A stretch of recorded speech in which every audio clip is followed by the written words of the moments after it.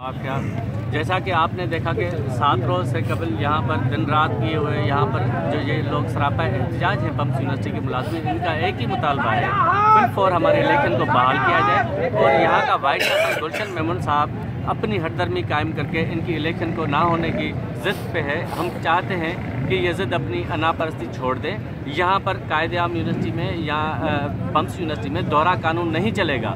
यहाँ पर teacher association की इलेक्शन हो रही है, यहाँ पर ऑफिसर एसोसिएशन की इलेक्शन हो रही है। तो जितने हम छोटे मुलाजमीन हैं, सबसे ज़्यादा स्टेक होल्डर हम हैं, सबसे ज़्यादा मुलाजमत हम यहाँ पर करते हैं। छोटे मुलाजमीन की यहाँ पर जितनी अक्सरियत है उसको इस तरीके से डीरेट ना किया जाए। हम चाहते हैं कि इनकी फिल फॉर इलेक्शन कराई जाए। अगर इनकी इलेक्शन ना कराई गई तो इससे बढ़कर फेडरेशन चेयरमैन हमारे जो भी ऐलान करेंगे उससे ज़्यादा हम हद तक जाएंगे। हम चाहते हैं कि यहाँ पर फिल फॉर इलेक्शन की जाए। ये क्या मांगते हैं? ये अपना राइट्स मांगते हैं। ये कहते हैं कि हमारे कच्चे मुलाजमीन को पक्का किया जाए, हमें फिल फॉर अपनी DPC दी जाए, हमें फिल फॉर जितने भी हमारे ड्यू राइट्स हैं वो हमें अगर टाइम पे मिल जाएं तो हमारे को कोई ज़रूरत नहीं पड़ी कोई एहतजाज करने की। लेकिन ये जो बुनियादी हक है, ये आइन दस्तूर हमारा अपना है। अपने पाकिस्तान के अंदर जितनी पीपल्स पार्टी ने यहाँ पर जो जुल्फ़िकार अली भुट्टो ने जो कायम की थी पाकिस्तान पीपल्स पार्टी, वो मजदूर, हारी और स्टूडेंट्स के से की थी। तो मैं लिहाजा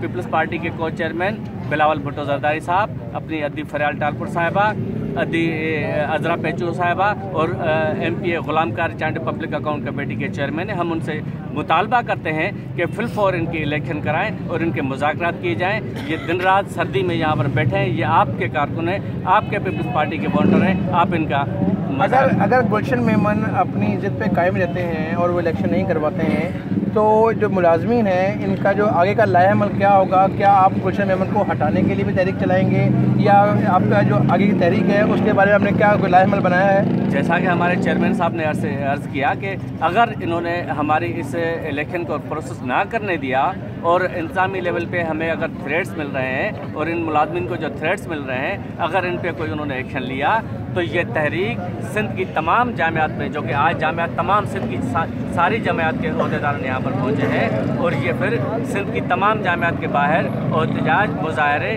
और सब कुछ होगा। फिर ये ना सिर्फ नवाब शाह शहीद बनैदराबाद प्रेस क्लब पे होगा, लेकिन कराची, हैदराबाद, जामशोरो, खैरपुर, लाड़काना, सिंध की तमाम जामियात जहाँ पर भी कायम है वहाँ पर एहतजाज होगा।